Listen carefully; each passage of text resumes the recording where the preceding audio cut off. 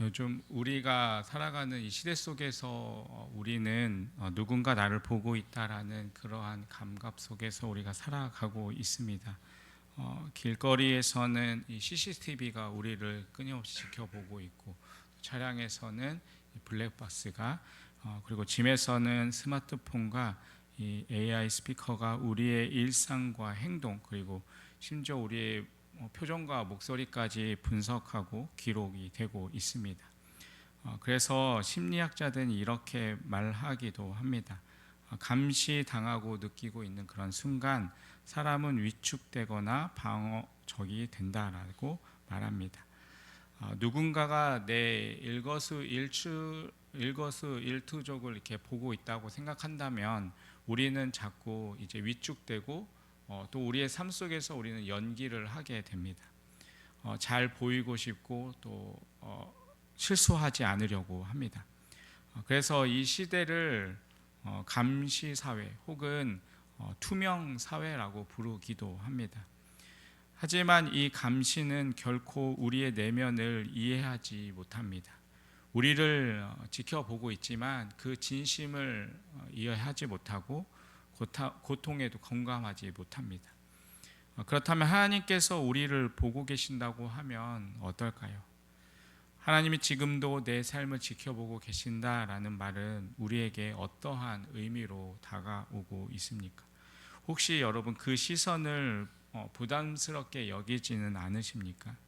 하나님께 실망시킨 그러한 삶들, 또 죄와 부끄러움 속에서 있었던 날들을 떠올리면서 우리가 그분의 시선을 피하고 싶은 마음이 들지는 않으십니까?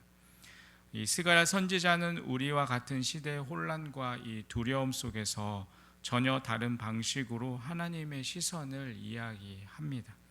하나님은 벌을 주기 위해서 또 정죄하기 위해서 우리를 살피시는 분이 아닙니다. 오히려 하나님은 잊힌 자들을 회복하기 위해 또 낙심한 자들을 위로하기 위해 지금도 세상을 두루 살피고 계십니다.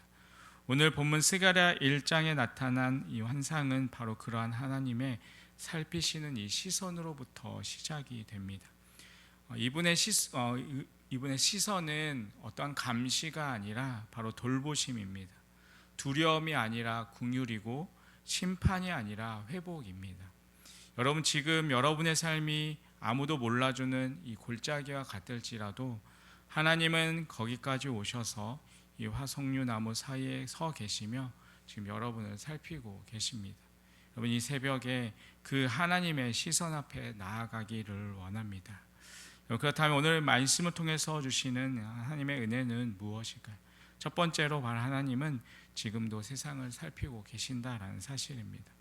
이 스가랴가 본 환상은 밤에 일어났습니다. 어두운 밤, 보이지 않는 이 시간, 모든 것이 멈춘 것 같고 앞이 보이지 않는 그러한 때입니다. 하나님은 왜 굳이 그 밤에 이 환상을 보여주셨을까요?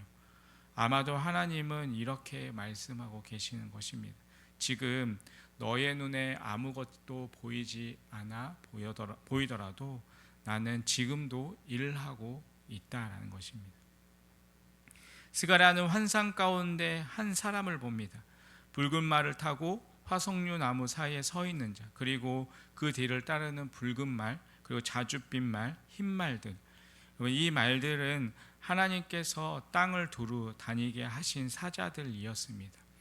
하나님의 일꾼들이 온 땅을 순찰하면서 지금 세상에 어떠한 상태에 있는지를 살피고 있었던 것입니다. 그리고 그들이 돌아와서 오늘 1장 11절에 보면 이렇게 보고합니다. 그들이 화석류 나무 사이에 선 여호와의 천사에게 말하되 우리가 땅에 두루 다녀보니 온 땅이 평안하고 조용하더이다 하더라. 여러분, 얼핏 이 말을 들으면 좋은 소식 같습니다. 온 땅이 평안하다니 얼마나 좋습니까? 하지만 이 평안은 참된 평안이 아닙니다. 예루살렘은 여전히 폐허였고 성전은 무너져 있었고 하나님의 백성들은 낙심 가운데 있었습니다. 그런데 세상은 아무 일도 없다는 듯이 조용하고 안정이 되어 있다라는 것입니다.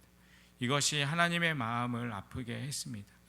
악한 자들이 득세하고 의로운 자들이 무너지는 이 상황, 세상은 안정된 듯 하지만 하나님의 나라는 무너져 있는 이 상황, 하나님은 그 모습을 지켜보며 침묵하지 않으십니다. 바로 그때 하나님의 사자 중 하나가 이렇게 부르짖습니다. 12절의 말씀에 보면 여호와의 천사가 대답하여 이르되 만군의 여호와여, 여호와께서 언제까지 예루살렘과 유다 성읍들을 불쌍히 여기지 아니하려 하시나이까? 이를 노래하신 지 70년이 되었나이다 하매라고 기록합니다.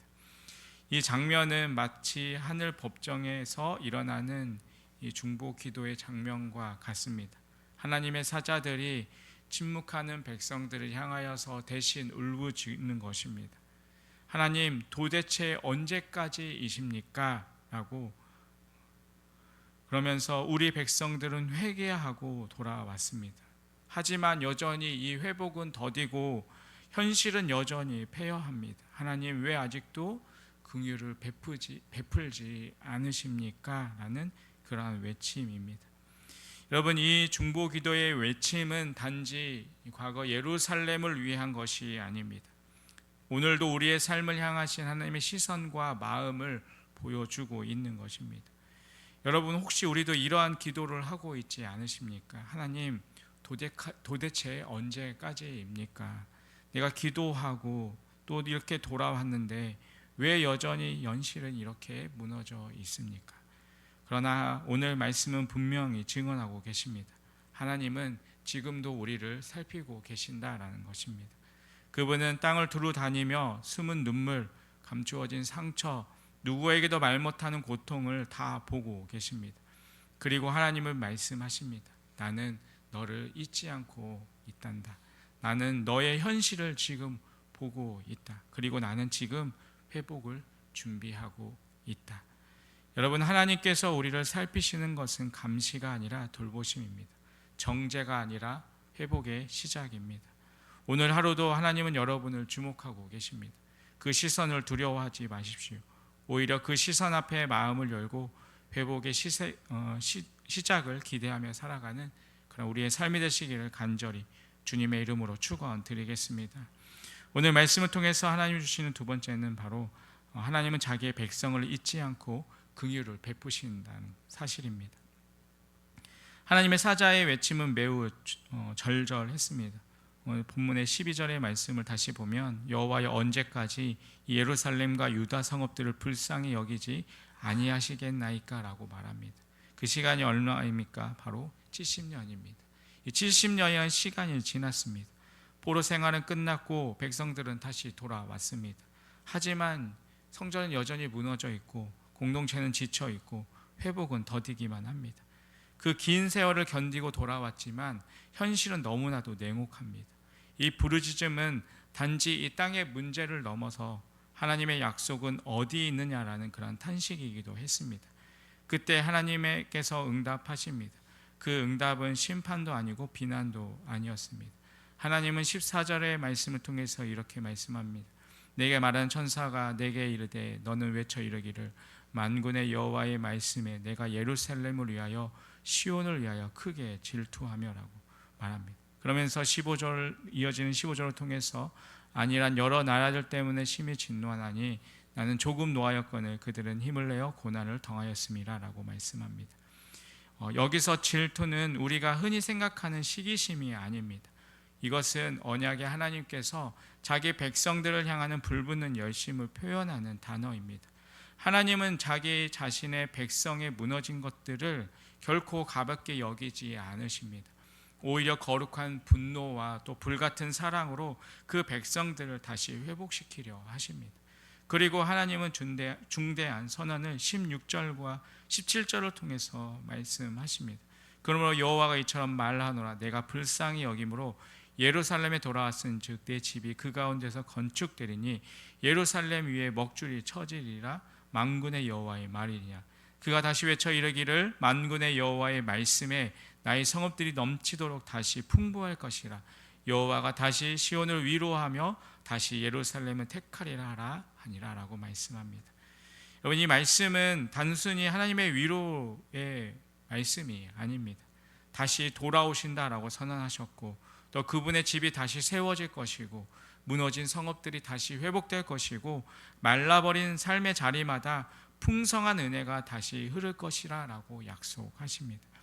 한마디로 말하면 하나님은 너를 다시 택하였고 나는 너희와 다시 시작하겠다라고 말씀하고 계시는 것입니다. 여러분, 우리가 때로 하나님께 실망했을 때 사실은 하나님이 우리를 먼저 실망하셨음을 기억해야 합니다. 우리는 돌아왔지만 마음은 아직 멀었고 입술은 예배하지만 중심은 식어 있었습니다. 그런 우리에게 하나님은 오늘도 이렇게 말씀하십니다. 나는 너를 택하였고 나는 너에게 긍휼을 베풀 것이다.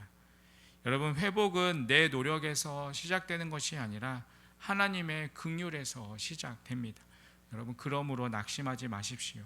지연되는 것처럼 보일지라도 하나님의 시계는 늦지 않습니다. 그분은 지금도 나의 집을 세우겠다, 나의 백성을 다시 풍성하게 하시겠다라는 그 약속의 말씀으로 또 환상으로 지금 이 새벽의 말씀을 통해 여러분에게 선포하고 계십니다. 여러분, 회복은 이미 시작되었습니다. 하나님은 이미 마음을 정하셨습니다. 우리의 몫은 그 긍휼을 믿고 기다리는 것이며 다시 돌아가는 것입니다. 그 믿음으로 살아가는 그러한 삶이 되시기를 간절히 주님의 이름으로 축원드리겠습니다. 마지막으로 오늘 말씀을 통해서 하나님 주시는 은혜는 바로 하나님은 우리의 대적을 무너뜨리신다는 사실입니다. 하나님의 회복은 단지 내 백성을 세우겠다라는 선언으로 끝나지 않습니다. 하나님은 하나님의 백성을 억눌렀던 이 세상의 권세와 악한 세력들을 직접 심판하십니다. 스가랴는 환상 중에 4개의 뿔을 봅니다. 그리고 나서 이어서 4명의 대장장들이 등장합니다. 먼저 뿔은 성경에서 늘 힘, 권세, 제국을 상징으로 사용됩니다. 여기서는 이 뿔들이 19절에 보면 유다와 이스라엘과 예루살렘을 흩은 뿔들이라고 밝히고 있습니다. 즉 이들은 바벨론과 같은 제국의 힘, 하나님의 백성을 해체하고 억누른 세상의 권세들입니다. 이 뿔은 너무나도 강했습니다. 21절에 보면 이스라엘 백성들이 이 뿔의 위력에 눌려서 머리를 들지 못할 정도로 고통을 당했습니다. 회복이라는 단어조차 입에 올리기 어려운 이러한 현실, 기도는커녕 절망 속에서 하루하루를 견뎌야 했던 이 백성들의 상태를 보여주는 내용입니다. 바로 그때 하나님은 뿔만 보여주신 것이 아니라 그 뿔들을 꺾을 대장장들을 보여주십니다. 21절에 보면 이 대장장들이 와서 그것을 두렵게 하고 꺾으려 하시나라고 기록하고 있습니다. 여기서 대장장이는 단순한 기술자가 아닙니다. 하나님의 심판의 도구이고 하나님께서 강한 자를 꺾으실 때 사용하는 거룩한 사역자들입니다. 세상은 뿔만 봅니다. 강한 권력, 부당한 그러한 구조들, 억누르는 목소리들.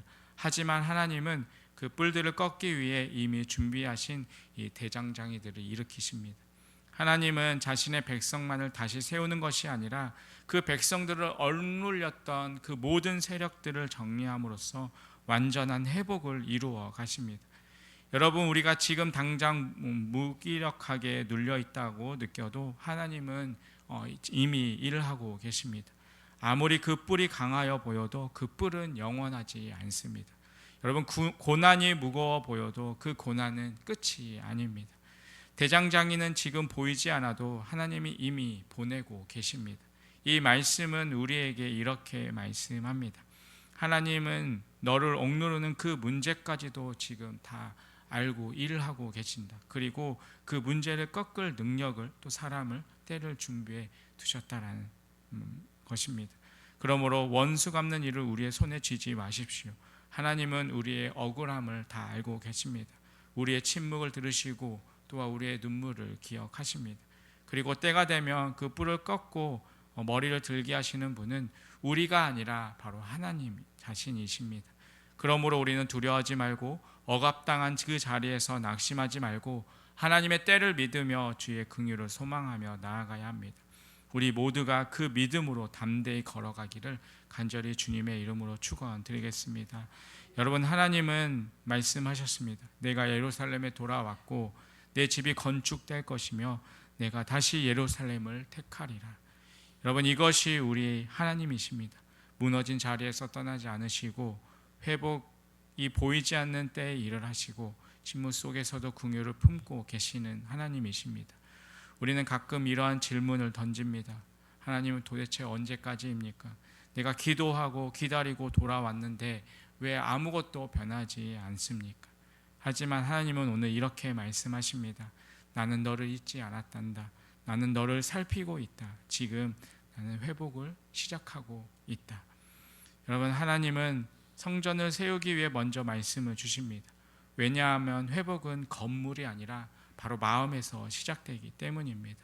성전보다 앞서야 하는 것이 우리의 마음이고, 제사보다 앞서야 하는 것이 회개이고, 축복보다 앞서야 하는 것이 돌아옴입니다.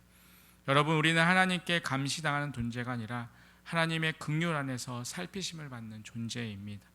여러분의 시선을 어디에 두고 살아가고 계십니까? 무너진 현실만을 보고 낙심하고 계십니까?